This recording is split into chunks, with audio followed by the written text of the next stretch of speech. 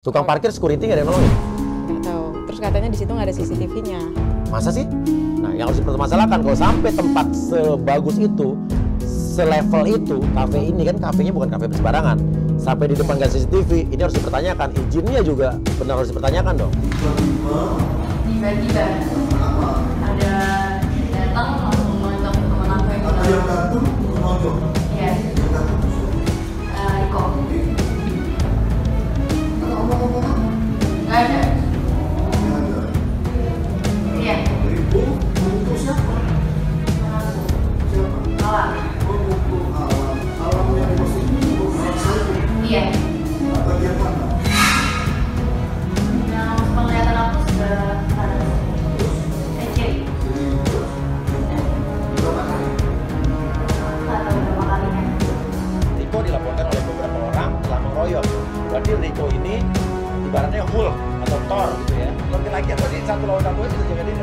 Karena kalau rame-rame digerok sama orang itu agak aneh sih. Ada 3 orang yang melakukan itu kan yang ini. Iya. Laporin Riko sendiri ya. Ngelapor dia dikeroyok. Dia sendiri sama 3 pelapor. Ya pelapor ngelaporin dikeroyok Riko. Keroyokan. Itu agak nggak masuk akal. Luar biasa. Orang luar biasa. Orang luar biasa. Oke.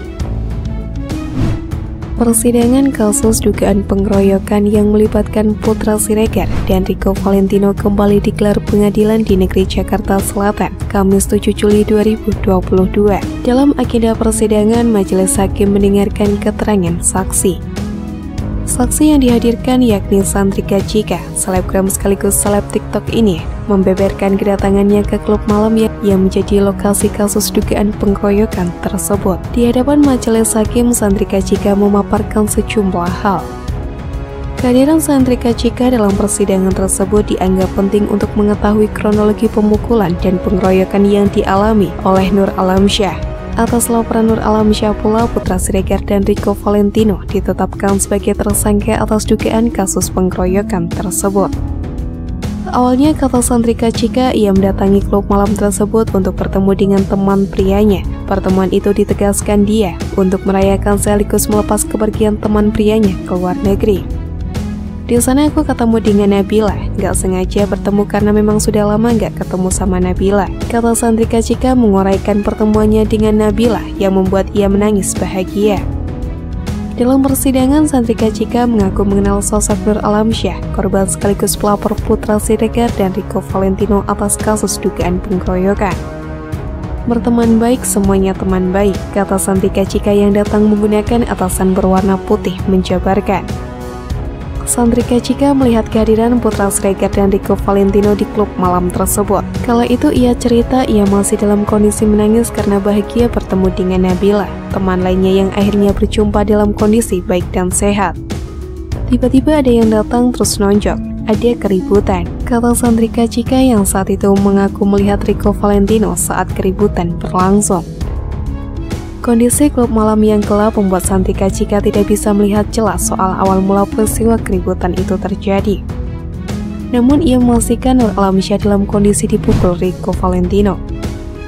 Riko yang nonjok, gak ada omongan sebelumnya, Riko mukul temen aku. Riko yang mukul temen aku Alam, sepenglihatan aku dipukul di bagian kiri, kata Sandrika Cika. Saat keributan, dia Putra Siregar datang ke tengah-tengah, memisahkan yang lain. Aku lihat nggak mukul, soalnya aku mundur. Kata Sandrika Cika membeberkan penglihatannya soal kedatangan Putra Siregar dalam keributan tersebut. Nur Wafik Warodat selaku kuasa hukum Putra Siregar dan Riko Valentino sempat menanyakan kepada Sandrika Cika terkait tujuan terdakwa memukul korban. Menurut yang saudara rasakan, niatnya memukul saudara Nur Alamsyah itu ingin membegal, ingin menyakiti atau membela saudara, tanya Nur Wafik Warodat kepada Sandrika Cika dalam ruang sidang pada Kamis 7 Juli. Sandrika Cika pun menjawab bahwa Riko Valentino berniat untuk membela dirinya. Membela aku, jawab Sandrika Cika. Nur Wafik Warodat pun kembali menegaskan apakah yang dilakukan Riko Valentino murni untuk membela tanpa ada niatan menyakiti. Mantan kekasih Torik Halilintar itu pun dengan tegas membantah jika Valentino berniat menyakiti korban. Bukan karena ingin menyakiti untuk mendapatkan keuntungan, tanya Nur Wafik Warodat lagi. Enggak, jawab Sandrika Cika dengan tegas. Nurwafiq Warodat pun menanyakan soal keberadaan Putra Siregar pada saat kejadian. Namun Sandrika Cika menyebutkan dirinya tidak mengetahui lantaran kondisi pada saat itu sangat ramai. Bahkan Sandrika Cika perlahan langsung mundur dari lokasi kejadian. Saudara lihat Putra Siregar, posisi di mana? Tanya Nurwafiq Warodat. Rame itu dan aku nggak tahu kejadiannya gimana. Aku mundur, jelas Sandrika Cika. Sandrika Cika pun kembali ditanya soal Putra Siregar yang disebutkan mendorong seseorang hingga terjatuh. Pasalnya sebelumnya saksi sempat menyebutkan jika Putra Siregar mendorong orang hingga terjatuh saat melerai perkelahian antara Rico Valentino dan Nur Alamsyah. Saudara melihat ada yang jatuh dengan dorongan Putra Siregar? Tanya Nurwafiq Warodat. Aku nggak lihat, karena kejadiannya cepat begitu, pungkas Sandrika Cika. Apakah Putra Siregar juga datang untuk kejadian? Datang. Apa yang dia lakukan? Saat keributan itu dia datang untuk melakukan. Dia ada berantem. Bisa maksudnya? Dia memisahkannya. Aku lihatnya nggak fokus sih. Soalnya itu aku udah mundur. Tapi kalau misalnya kita lihat CCTV-nya sendiri, Bang Putra itu yang pakai Pak yang bisa ini nggak tahu kenapa justru teman-temannya mereka juga. Teman-temannya mereka. Oke. Katanya udah aman. Udah aman. Ternyata Kelihatan nggak? Kata mendorong dia. Mundur itu gitu. Kalau mundur, Aku mundur. Putra Siregar datang. Datang. Apa yang dia lakukan?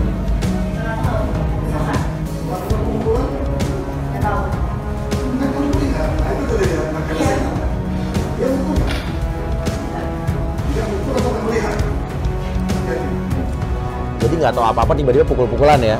Bang Putra datang karena dilerai. Terus Karena mereka banyak, Rico cuma sendiri, Hmm. takut apa-apa, makanya Bang Putra datang berkelahi. Tapi emang dilihat Bang Putra gini sih, kalau gitu. di CCTV itu ada. Oke, iya. Terus ujung-ujungnya Rico minta maaf sama mereka. Di dalam itu minta maaf.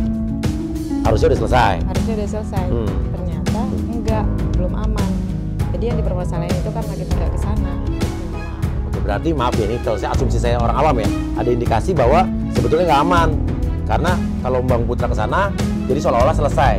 Jadi ada pihak-pihak yang mau ini nggak selesai, seolah-olah gitu ya. Oke, asumsi saya lah, tapi asumsi saya. Saya orang awam nih. Pertanyaannya adalah, akhirnya dipanggil, habis dipanggil langsung ditahan apa pulang dulu? Rico pertama dipanggil di BAP sampai 5 jam. 5 jam. Putra belum datang. Terus pas Bang Putra datang, BAP bentar langsung tersangka. Langsung tersangka. ditahan. Di situ juga nggak butuh waktu berhari-hari datang berapa klarifikasi berapa saksi itu nggak?